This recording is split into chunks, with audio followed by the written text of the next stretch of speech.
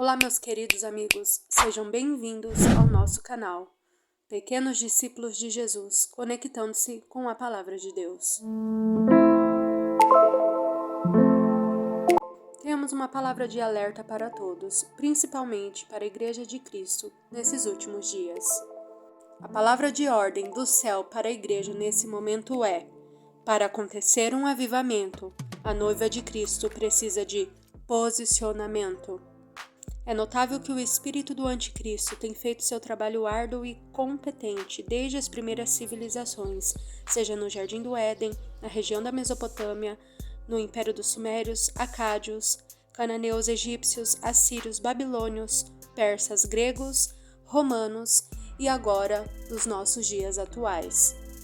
Ao mesmo tempo, Deus tem levantado remanescentes fiéis, sejam homens, mulheres, crianças, profetas, sacerdotes, juízes, reis e o próprio Senhor e Salvador Jesus Cristo, para se posicionar contra os intentos malignos de Satanás.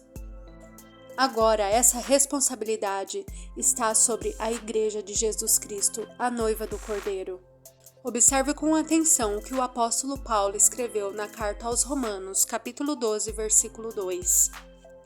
E não vos conformeis com as coisas deste mundo, mas transformai-vos pela renovação do vosso entendimento, para que experimenteis qual seja a boa, agradável e perfeita vontade de Deus. A igreja é um corpo místico, onde o cabeça é Jesus Cristo. O corpo, que é a igreja, deve obedecer aos comandos do cabeça. Caso contrário, teremos uma igreja deficiente. Atenção ao que diz na carta de Paulo aos Colossenses, capítulo 1, do versículo 12 ao 18. Dando graças ao Pai, que nos fez idôneos de participar da herança dos santos na luz, Ele nos tirou da potestade das trevas e nos transportou para o reino do Filho do seu amor, no qual temos a redenção pelo seu sangue, a saber, a remissão dos pecados. Ele é a imagem do Deus invisível, o primogênito de toda a criação. Porque nele foram criadas todas as coisas que há nos céus e na terra, visíveis e invisíveis, sejam tronos, sejam dominações, sejam principados, sejam potestades. Todas as coisas foram criadas por ele e para ele. Ele é antes de todas as coisas, e todas as coisas subsistem por ele. Ele é o cabeça do corpo da igreja, é o princípio e o primogênito dentre os mortos, para que em tudo tenha a preeminência. Na carta de Paulo aos Efésios, capítulo 1, do versículo 17 a 23, podemos compreender o que Cristo como cabeça ensina para a sua igreja apaixonada. 1. Conhecimento dele. 2. O espírito dele de sabedoria e de revelação. 3. Entendimento sobre todos os assuntos, principalmente assuntos espirituais. 4. Fé inabalável e posicionamento segundo a operação de seu poder. Olha o que diz sobre Cristo no versículo 21. Acima de todo principado, poder, potestade e domínio, e de todo nome que se possa pronunciar, não só neste século, mas também no vindouro. Vamos interpretar melhor este versículo. O que é todo principado? Em grego, arcas significa seres da mais alta patente do reino de Satanás. 2. Toda potestade, em grego, exougias, significa seres que executam a vontade das potestades. 3. Todo nome que pode existir para um governo, não só neste século, mas no vindouro. Existe também em grego os cosmokratopas, que significa governantes maus ou espírito mau que manipula os governantes. Com essa interpretação mais detalhada, concluímos então que Cristo tem todo o poder no céu e na terra sobre todos os espíritos malignos e governantes.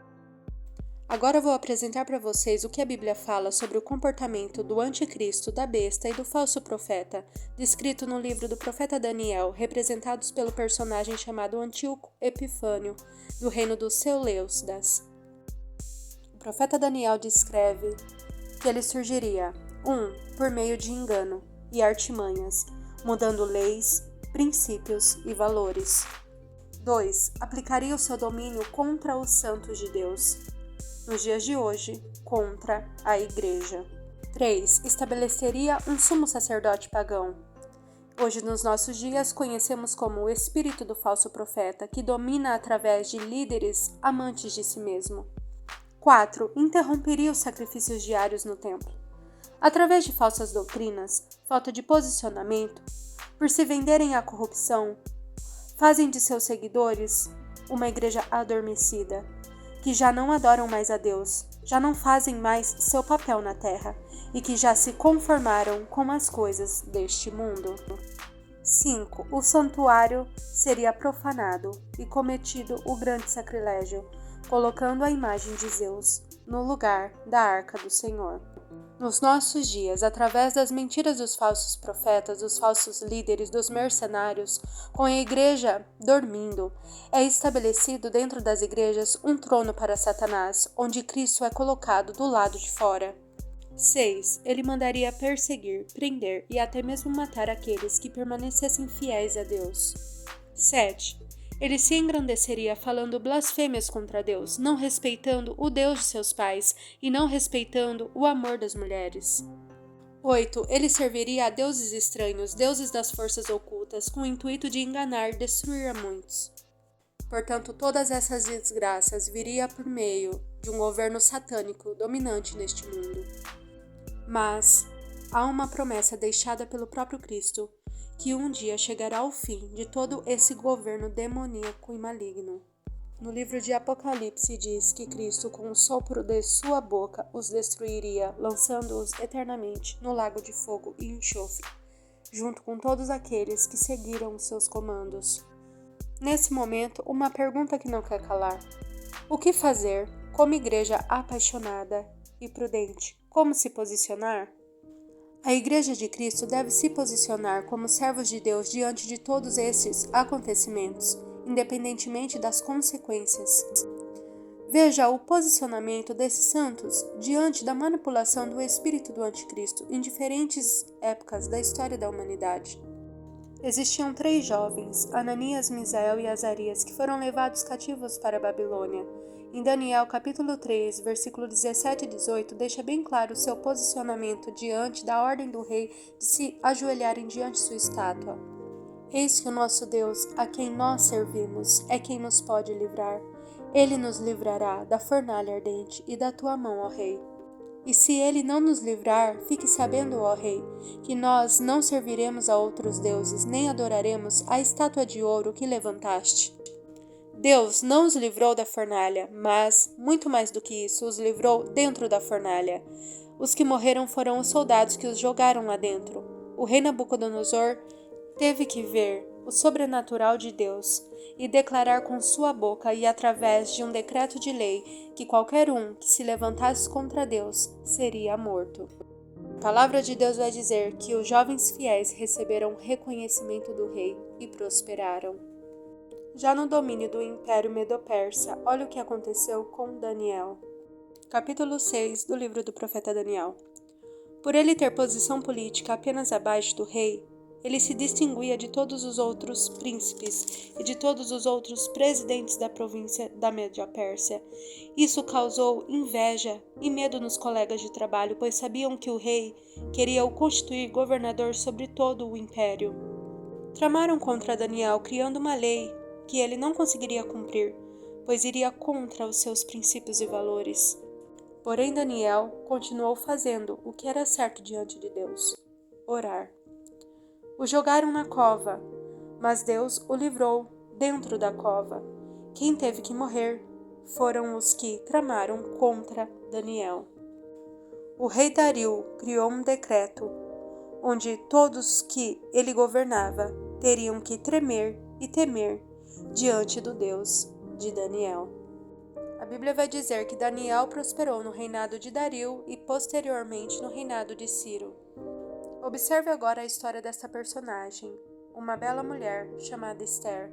Na época do Império Persa, onde quem governava era o rei Assuero, também conhecido como Artaxerxes, por causa da inveja, tramaram uma lei que dizia que todos os judeus deveriam ser mortos. Esther foi escolhida como nova rainha do rei Assuero. Porém, usando o seu cargo, ela se posicionou contra o decreto que mataria os judeus. Se posicionou com atitudes jejum e oração. Através do seu posicionamento, os judeus conseguiram grande vitória. Primeiramente, o rei Assuero mandou matar aqueles que tramaram contra os santos, que no caso foi Amã e toda a sua família. Ele criou também um novo decreto permitindo que os judeus lutassem contra os seus inimigos para se defenderem. Os servos de Deus se posicionaram e conseguiram destruir os seus inimigos. Os judeus instituíram a festa de Urim Purim para agradecer a Deus pela grande vitória. Neste momento, a ordem de Deus para você é, como Igreja de Cristo, se posicione nessa terra, se consagre, ore, jejue, medite na palavra de Deus. Coloque o seu posicionamento no governo. Não permita que o anticristo governe em nosso país. E sim, o nosso amado Jesus Cristo. Dê início a um grande avivamento no Brasil, começando dentro de você. Jesus está voltando, e como ele te encontrará no dia da sua vinda?